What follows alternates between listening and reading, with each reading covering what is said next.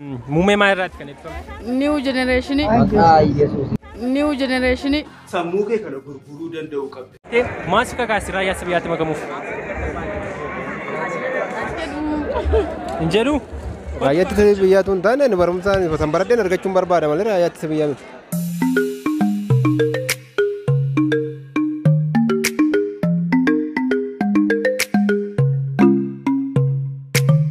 Akkam jirtu hordoftoota keenya bakka jirti nagahee keenya silaa qaqqabu jechaa irra televezyiiniin dirree irratti argamna eebbifamtoota asirratti kana eebbifamtoota kana irratti birankii gochuu yaalladha gaaffiitiin jechuudha. Kanaaf birankii kanatti akka bohaartan akka gammadaa birankii kunis akkas ture. Namootaan bakka gammadee akkasii maqaa kee gaafanneetu gara raayyaa ittisa biyyaatti kan waadaa galtee waan jirtuu fi gammachuu akkamitti dhagahama jennee wanta inni hiyyaannetu haasofsiisnaa jechuudha. Kanaaf fiilingii agarsiisu yookiin deebinuu deebisuun akkatti bohaartan akkatti gammadan abdii guddaan qaba. Kanaaf namoonni chaanaalii kanaaf haaraa jiraatan saabskiraayib gochuun dagatanii koomentii illee barreessaa laayikii jedha mallattoo notifikashinii waan kan hin daganne maaliif viidiyoon hojjennu yeroo akkas bira gahu jechuudha. Kanaaf faana turaa hagalumaatti daawwadhaa. Hordoftoota kiyyaa qophiin keenya akkuma tuffetti jira. Ammas nama biraa argannee jirra eebbifamtuu maqaa kee? Daarmee akkasaa jedhama. Daarmee akkasaa. Daarmii akkasaa jedhamti. Muummee maal irraati kan eebbifamu? New generation. New generation. Sammuu kee kana gurguruu danda'u qabdi. Akka eebbifameen gara raayyaa ittisa biyyaatti makamuuf fedhii guddaa waan hin qabuu fi gara sana waan deemuuf gammachuu guddaan natti dhagahama jettee gammachuu see sana akkamitti akkasiin ibsattu hin gaafanna gammachuu maal si dhagahama? Ani new generation irraa eebbifamuu kootti gammachuu guddaatu nutti dhagahama. Wantoota hedduurra darbeen har'a gahuu koof baay'ee waaqayyoon nan galateeffadha. Katti aansuudhaan immoo maal jechuudha? Egaa seen gara raayyaa ittisa biyyaatti gara waraanaatti nama makama jechuun fedha waan qabduu fi kan irratti maal jetta? Laakiin waan akkasii gochuun barbaadu. Kedara?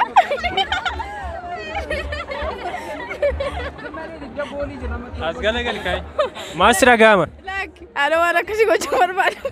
Biyya koof baraaruuf nan duula waan jetteef yoomii kaateetti gara sana kan deemtu akka eebbifameen gara sanatti makama waan jetteef biyya kee waan jaallattuuf.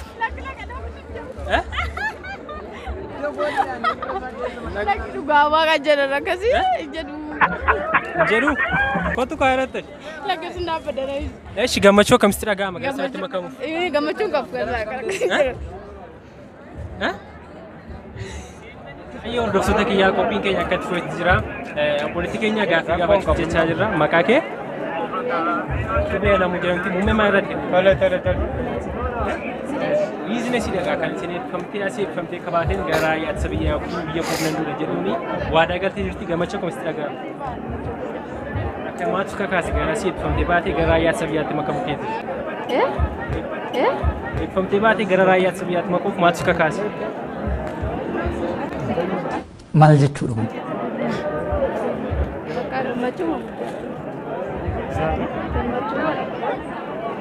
Akkasii eebbifamtee raayyaa ittisa biyyaatti makee biyya koof nan duula jechuu jedhamu jirta.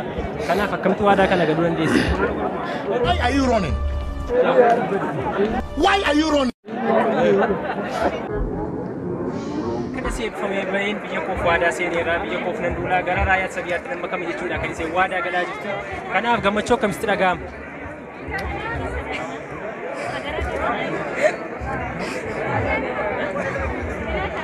Gammachuu guddaan natti dhagahama. Ayyoo hordoftoota kiyyaa gammachuu guddaan natti dhagahama jetteeti akkasii eebbifameen egaa raayyaa ittisa biyyaatti makameetan biyya koo baraara biyya koo nan baraara jechuudha kan isin waadaa galtee maal si kakaase raayyaa ittisa biyyaatti makamuuf? Why are you running? Why are you running? Hordoftoota keenyaa qophiin keenya akka tuffetti jira. Ammayyuu dirree yookiin istaadiyeemii magaalaa Naqamtee keessatti argamna. Eebbifamtoota New Generation eebbifamanidha. Ammas eebbifamtuu biraa argannee jirra. Maqaa kee? Maqaan koo Elsaabeet Ambasii jedhama. Elsaabeet Ambasii muummee maal irraati?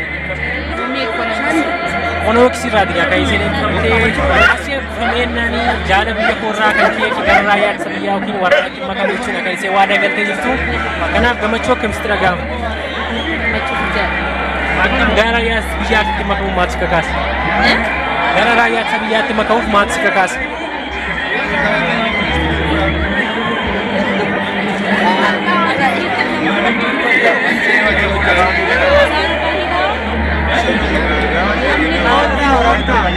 Waa'ee raayyaa ittisa biyyaa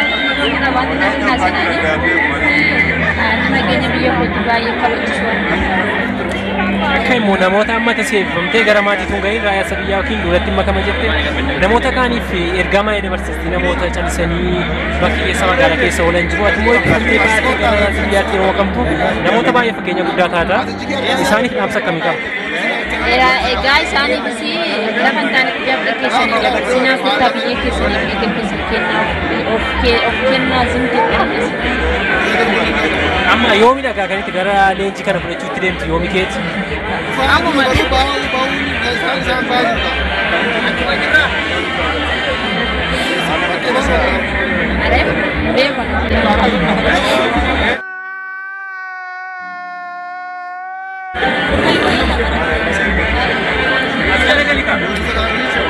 Sini.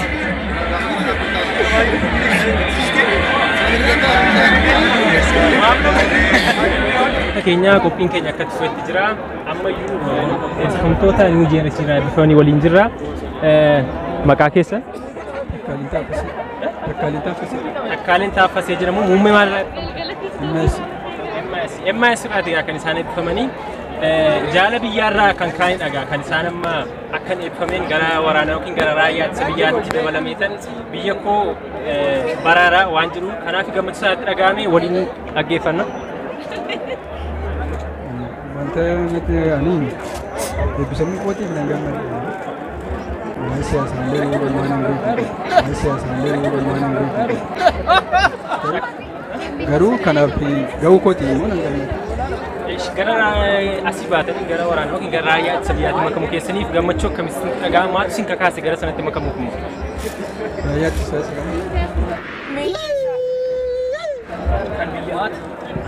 kan biyyaamin eebbisamtoota dhaabbilee shaayyame.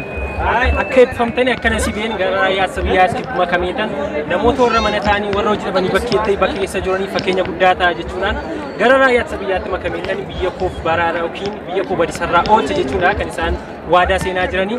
Kanaaf akkamitti akka isaan seenanii maatutti dhagaamina akka isiniif gammachuu isaatti dhagaame hunda waliin ilaalla. Baga gammadan hundumtuu baga gammadan jedha. Anis gammachuun natti dhagaame ibsuu hin danda'u. Galatooma. Maatu isin kakaase gara raayyaa ittisa biyyaatti makamuuf akkasii eebbifamtanii? Ani jireenya koo fooyyeffachuudhaaf mootummaa wajjin bu'ee biyya koo simmoo nan gargaaru kara barbaachisu ta'e. Kanaaf amma gara duulaa deemtu jechuudha? Gara duulaallee waan hin deemu. Ani akkasi. Jirraa maqaa kee? Warqinees jedhamti jaa muummee maarraati kan itti eebbifamte? Narsiingii dhagaa kan isin eebbifamtee seen akka jettetti asii akka eebbifameen jaala biyyarraa kan kee gara raayyaa ittisa biyyaa yookiin gara duulaatti dhimma qaba jechuudha dhagaa. Kanaaf gammachuu akkamitti dhaga'ama? Gara raayyaa ittisa biyyaatti makamuu keetiif immoo maatu si kakaase? Maal jechuudha kun? Akkana si eebbifameen egaa hordoftoota kiyyaa gara raayyaa ittisa biyyaatti makama jetteetti kan isin kanaaf maal akka isa kakaasee gammachuu akkamii akkatti dhaga'amu hubantu?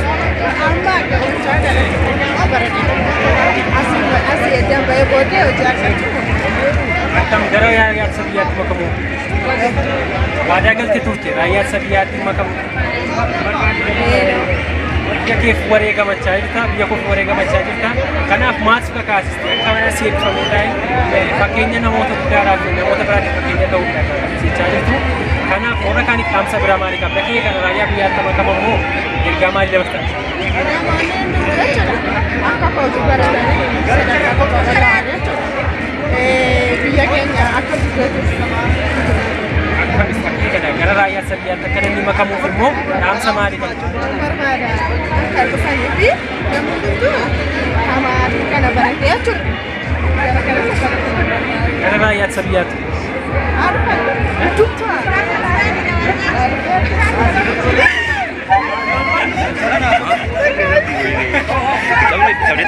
Muummee maalirraati kan itti eebbifamte? MIS Hordoftoota kiyyaa muummee MIS irraa kan eebbifamedha. Eebbifamaan kun egaa akkuma beekamu akka biyyaatti biyyi kun muddama keessa jirti. Akkan eebbifameen immoo gara raayyaa ittisa biyyaatti makama jechuudhaan waadaa galeetudha kan jiru. Kanaaf gammachuu maalitti dhaga'ama? Baay'ee gammadeeran kakootti. Akkam raayyaa ittisa biyyaatti akkasii baatee makamuu keetti maatis dhaga'ama. Raayyaa ittisa biyyaatti akkasii bee nama kama jedheeti jira hordoftoota keenya. Kanaaf gammachuu akkamiin gara raayyaa ittisa biyyaa kanatti makamuuf fedha godhatte? Raayyaa naan galle sarratti. Raayyaa ittisa biyyaa kan jedhu. Maal jechuudha kun? Sarratti naaf hin galle. Hordoftoota keenya akkuma beekamu waadaa galeetti dhagaa kan jiru gammachuu ta'u maal ta'u haasa'uu hin dandeenye. Asii akka been raayyaa ittisa biyyaa Itoophiyaa bararuuf nan duula gara jedhuttidha kan dirree waraanaa deema asii bee. Kanaaf nama kana biyyaaf kan dhaabate waan ta'eef gammachuutti dhaga'ame bifa akkamiin ibsachuu dandeessa dubbachuu dadhabde. Lakki isatti hin galu. Isatti hin galu. Yaadichi naan galle dhiisa.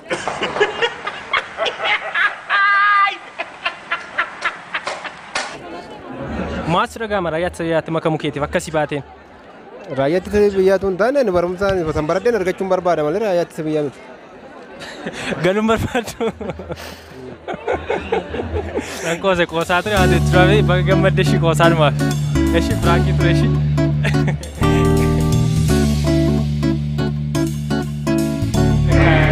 Qoosaa ture waan nama qopheechaa waan jechaa ture. Waan baratteen waan eebbateen akkoo jennatu waan beekaa qabaa waan beekaa. Guddaa galatomaan qophii tokko tokko jechuu fi firaakii ture kan qoose baga gammadde isin jechuudha. Waan inni akka argatan qabna.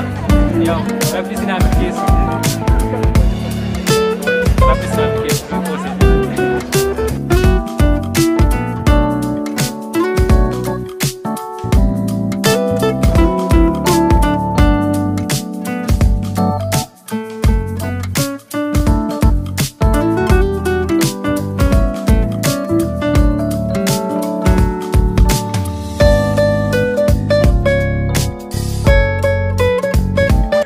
Ya prank nama ni kawan ni kana fakkaata akkatti gammadda abdii guddaan qaba. Yoo biraa kiini afgaafi prank reaction video kan moolteetti nagaan tura.